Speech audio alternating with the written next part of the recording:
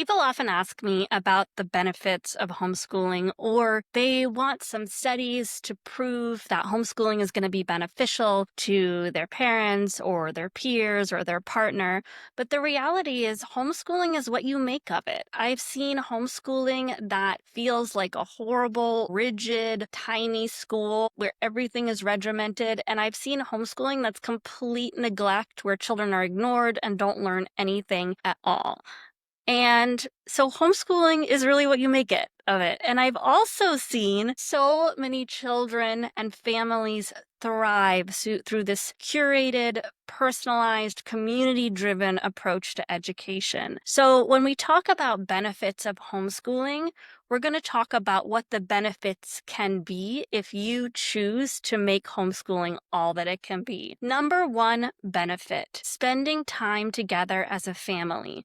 There is so much research that shows family involvement in education, whether that be helping with homework or learning a new topic with your child, makes a bigger impact on a child's learning than anything else. And this is true in every country in the world.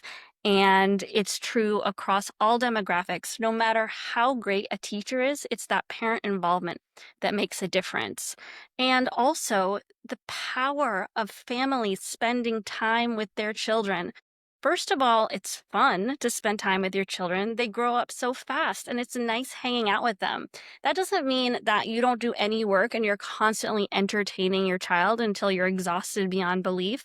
It might be as simple as, hey, you're typing on your computer, doing your work, and your child's in the other room reading a book, or underneath you at your desk drawing with crayons, or that you just have enough time to have family dinner together once a week. What it means is that you're spending time together, not when you're completely exhausted at the end of the school day, but when you're refreshed and energized. It could mean taking a walk in the morning together.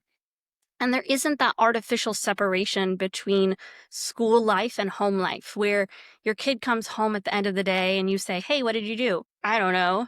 You're actually experiencing life together all the time, so you don't even have to ask them that question. So, number one benefit is family time together. Also, there's so much evidence that shows that when children have a secure attachment to their primary caregiver, their mental health is stronger and they're less likely to have problems with addiction or other mental health problems. So, spending time together as a family, making that family dynamic so strong, is a huge, huge benefit of homeschooling. You're going to feel more relaxed, your kid's going to feel more relaxed, and life is going to be better. You know, if you really think about it, why do we ship kids off to school at all? Does that even make sense? Isn't it the role of the family to raise the child?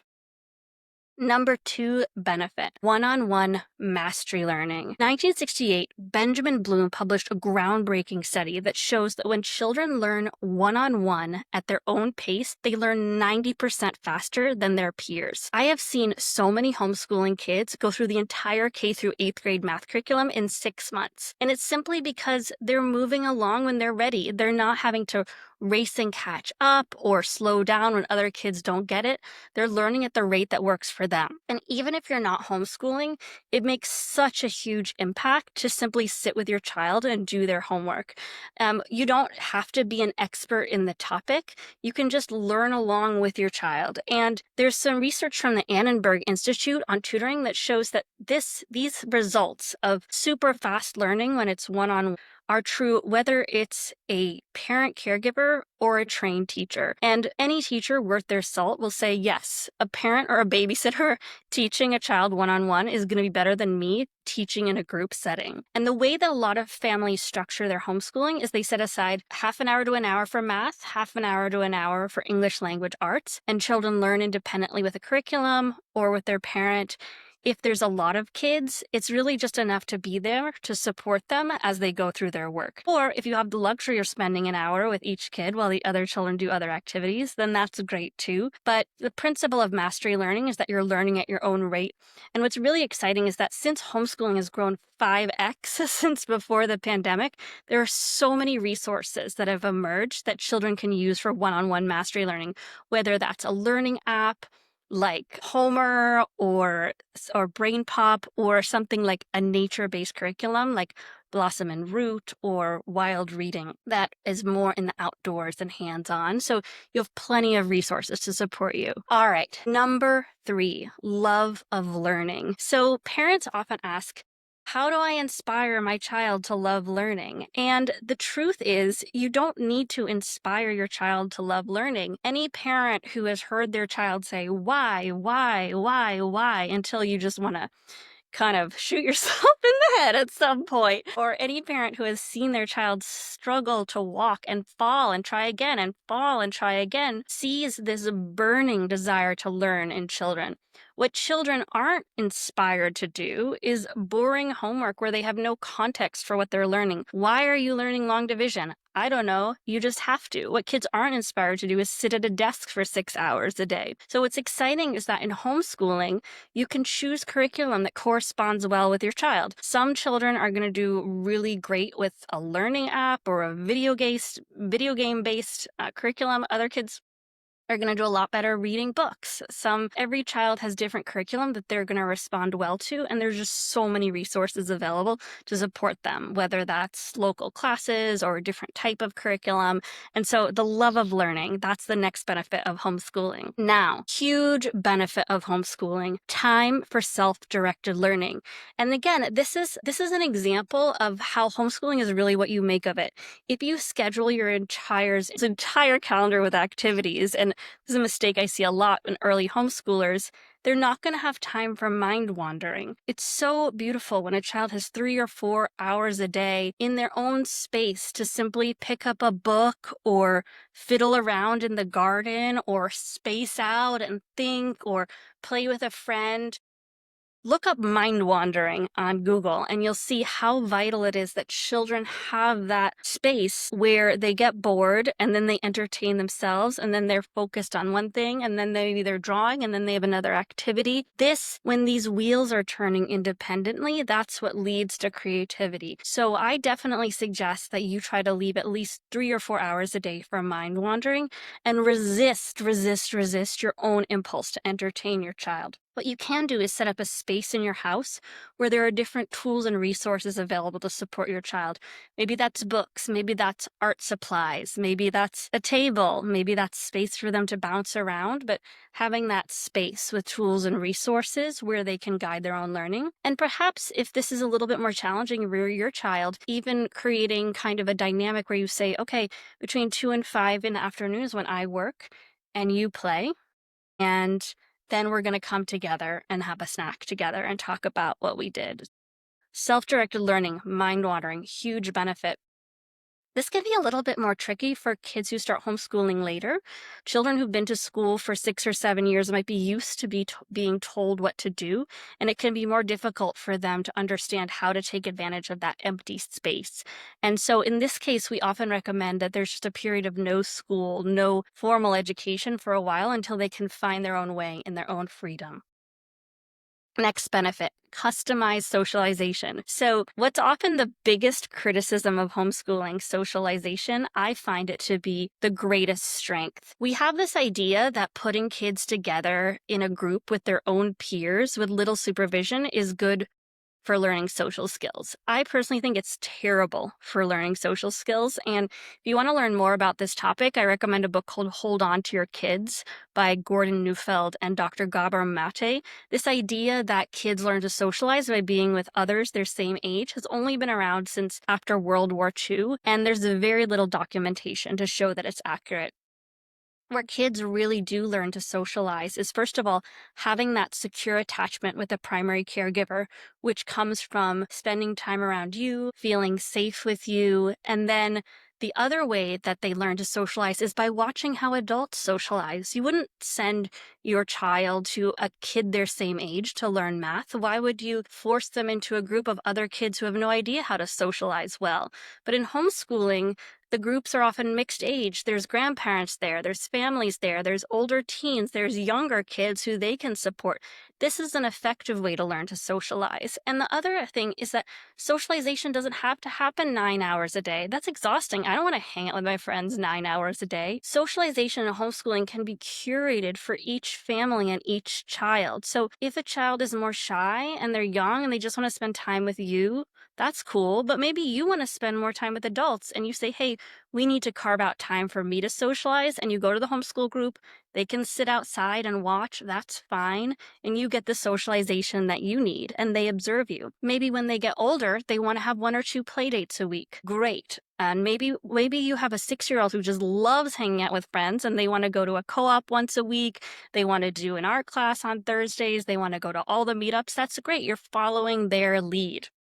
But it is fine to have just one friend for a play date too. By the way, another great perk of socialization and homeschooling is that if you have another kid over for a play date, those kids are gonna entertain themselves while you can focus on your own project. And then that parent will take your child for a little while. So it's just, I just find socializing and homeschooling to be so much more natural and fun than socializing in school. I think the groups are actually a lot more naturally diverse. And there's a really interesting study by a researcher at Stanford, Daniel McFarland, who compared what he called the network ecology of big schools and small schools. And he said when a community has a network ecology that's a very big group and united around something like team sports, there's a much higher rate of addiction and suicide and mental health problems.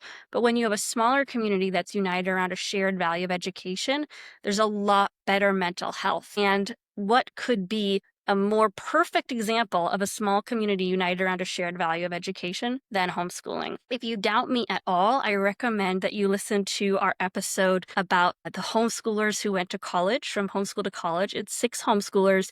They are so articulate. They are so interesting. You want to be their friends. They're so well spoken. They're so good at communicating with both adults and children, and they talk a lot about their own social experiences and how positive they were. So I love socialization. Really great too if you're extroverted and your kid is introverted, your kid is extroverted and you're introverted. You can shape it to be everything you want it to be. All right.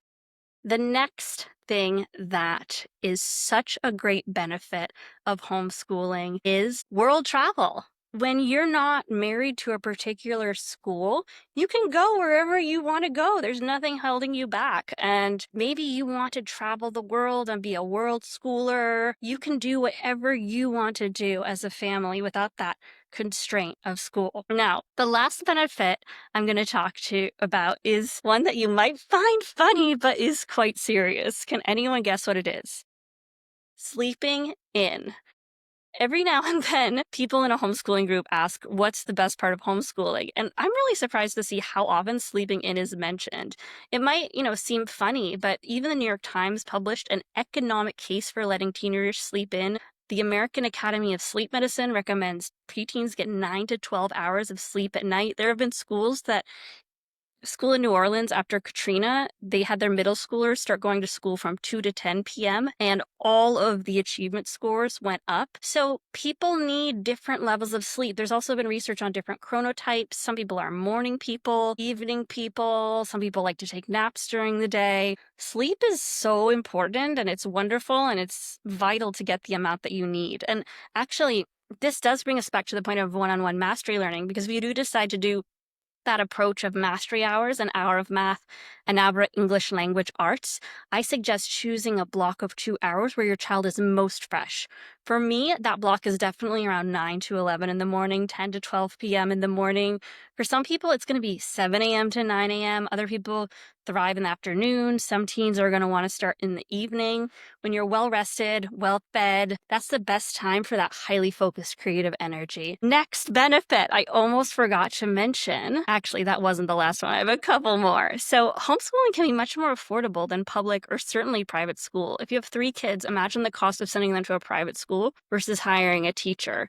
You don't have to pay for all these after-school activities, for tutors to supplement your kids' learning, for all these supplies that you have to get to school. The average homeschooler sends about $5,000 spend dollars, $500 even, on their education. So it really is quite inexpensive. And I recommend that you actually do a cost comparison of what does babysitting cost? What do after school activities cost? What does summer camp cost? And compare that to what you might spend on childcare while you're homeschooling, to what you might spend on curriculum, which can be free or maybe $500 a year. Another benefit, year-round schooling. This just never even occurred to me. Like, why do people learn for 9 months and then stop and forget everything they know and then start learning again? I remember we would always start French language classes at the beginning of the year and math classes, and no one would remember anything they were taught from the year before. And we would have to spend the first month or two of review. It's simply, it's the reason that we stop education during the summer is people hate school and they need a break. But when you're homeschooling, you're just in this constant flow of loving learning. There's no reason that you stop it in the middle of the year. And when you have that kind of continuity, you don't lose those 2 months every year doing review. So year-round schooling is amazing. And again, that's a benefit if you choose it. Some people just imitate school when they're homeschooling, then they don't get that benefit of year-round schooling. All right, one more. Colleges love homeschoolers, and especially top colleges. So if college is something you're thinking about, and it's not really necessary in this day and age of micro-credentialing and all these different ways to entrepreneurship, but college is something that you're looking at. These colleges like Harvard University, Stanford, MIT love homeschoolers. In fact, Stanford Magazine has a quote, "The Stanford admissions officers gave the university's highest internal ranking for intellectual vitality to 2 of the 9 homeschool students admitted." So an astounding 4 homeschoolers earned the highest rating for math, something that's reserved for the top 1 to 2% of the homeschool applicant pool. And the thing is, like, when you're preparing to go to college as a homeschooler, you have all these unique activities that you've had time to do, all these cool projects, leadership roles, work experience. And if you need to prove that you're good at something, for example, there's Olivia Farrar who went to Harvard. She just spent a year studying for AP tests and she got a 5, the highest possible score on multiple tests, because she just had the whole year to study for them and show how great she was. So you are looking at college and you do make the most of your homeschooling and allow that time for mind wandering and allow your children time to pursue their own projects and have a really specialized interest and get a leadership role. They can get into a really great university. So just to sum it up, the benefits of homeschooling, if you choose to take advantage of these benefits, are spending time together as a family, one-on-one mastery learning, loving learning, having time for self-directed learning, customized socialization. The biggest critique of homeschooling is actually its biggest strength. You can actually spend more time together as a family. You can travel the world together and you can get into a great school and sleep in. So with that in mind, I hope you consider curating your child's education, thinking about how you can develop a flexible schedule, spend time together, lots of time for self-directed learning. And if you have any questions about what this looks like in practice, feel free to drop a note in the comments. Happy to answer any question. Or just go to a local meetup. The great thing is that homeschooling doesn't have to be overwhelming. Once you join a good community, you set up your math and your English language arts, and you give your children time to explore so they become really independent and self-directed. It's so much easier than this grind of going back and forth to school, and can actually be a lot more affordable. I hope this video has been helpful and has inspired you to take a modular approach to your homeschooling. Please, if you have questions or comments, just drop them in the chat.